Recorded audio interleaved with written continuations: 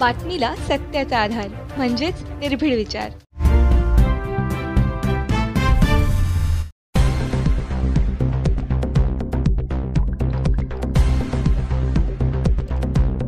राज्यातील सहकारी आणि खाजगी दूध प्रकल्पांना दूध पुरवठा करणाऱ्या दूध उत्पादकांना देण्यात येणाऱ्या 5 रुपयांऐवजी 7 रुपये अनुदान देण्याचा निर्णय राज्य मंत्रिमंडळाच्या बैठकीत घेण्यात आला।